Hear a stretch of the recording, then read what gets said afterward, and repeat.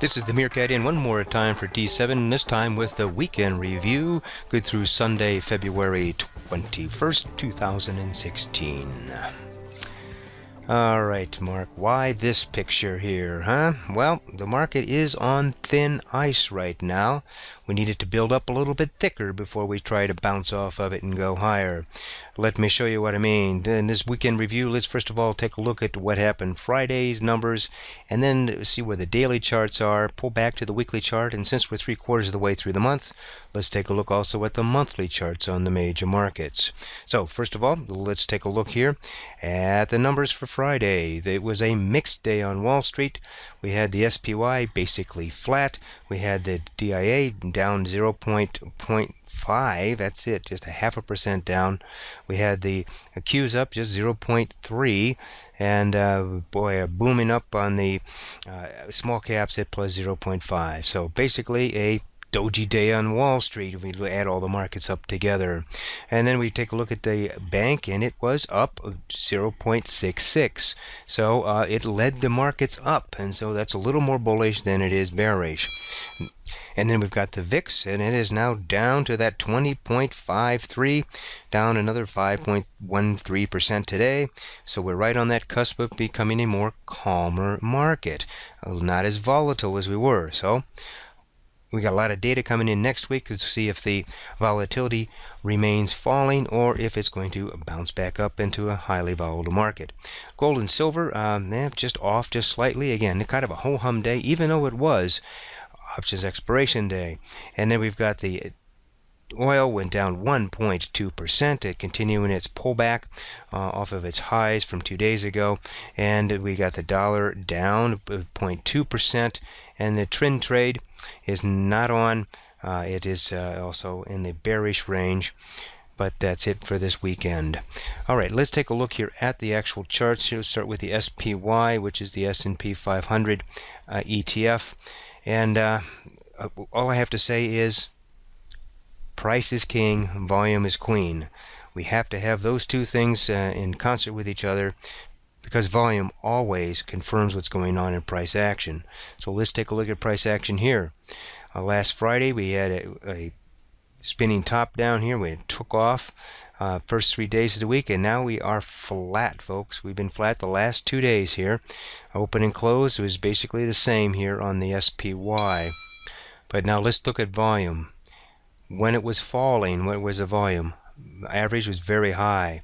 On the uptake, it was lower volume. That's not good, and it was probably mostly short covering here. Now we've gotten up into an area of resistance here, and we have 2 days at flat, and look at that, on even lower volume. That's more bullish than bearish. What is this telling us? It's telling us people are not rushing to sell this market.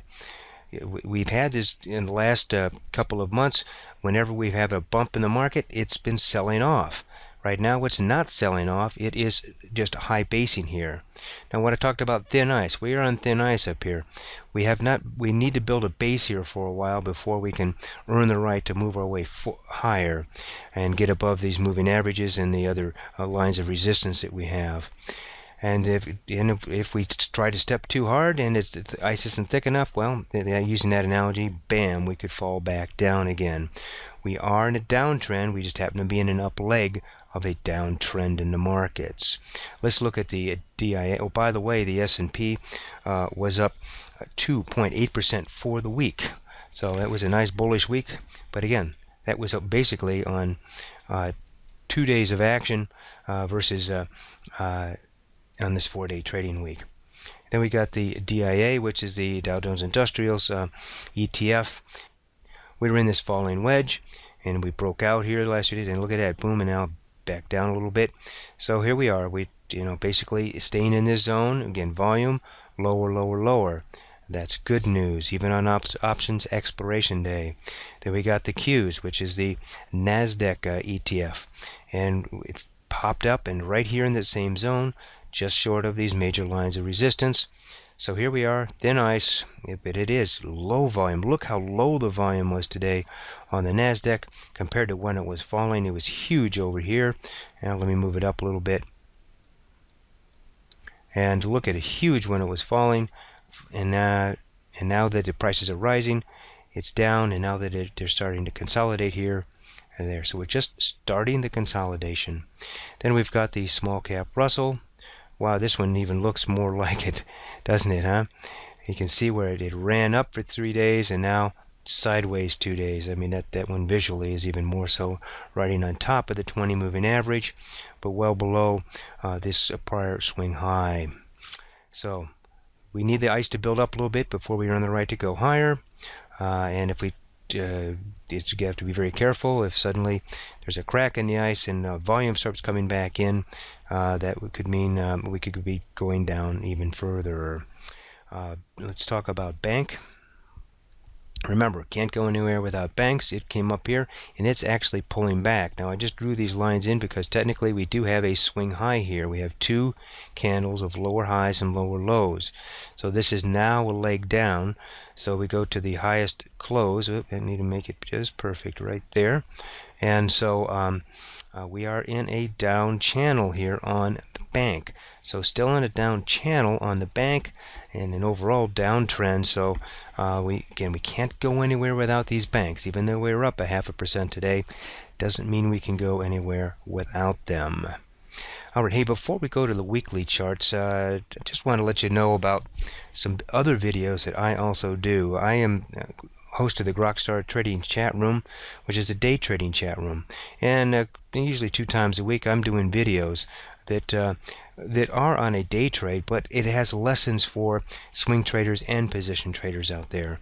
I just completed a video today that I think everyone can get some real value out of.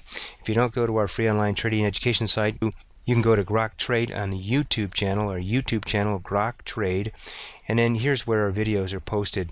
Now, this one won't be here when you see it because it will move over to here once this video I'm recording now is there.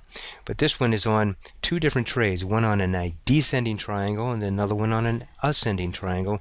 2 different trades I had in the Grok room this morning. But the lessons learned there, it doesn't matter if it's a 1-minute candle, a daily candle, or a weekly candle, no matter what time frame you're trading, there are lessons to learn on that. You know, these are 3 to 5 minute videos on my trades.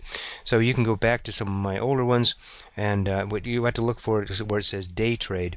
That one says 2-day trades, and here's one. Here's a day trade if I had internet issues and what I had to do then. And then we're talking about, and continue to go back here. Here's day trades about a descending triangle. Another trade on that one. So again, we can go back and see anytime it says day trading. Just again, 3-minute video. Maybe you can learn something to help improve your trading. All right, back to the weekly charts. So here's the SPY weekly chart. As I mentioned, the S&P was up 2.8% this week. Now looking at this, I mean, you know, you say, wow, big rally market. Well, it's still in this tight range right here. Do you see that? So it's been falling, and now we're in a tight range. This was the biggest up week of the year, but, you know, that's not saying much because we had been falling since the 1st of January. So now we are in consolidation right here, and we need to build here a little bit before we earn the right to work our way up from there. But volume, remember, volume confirms price action. Look where the volume was.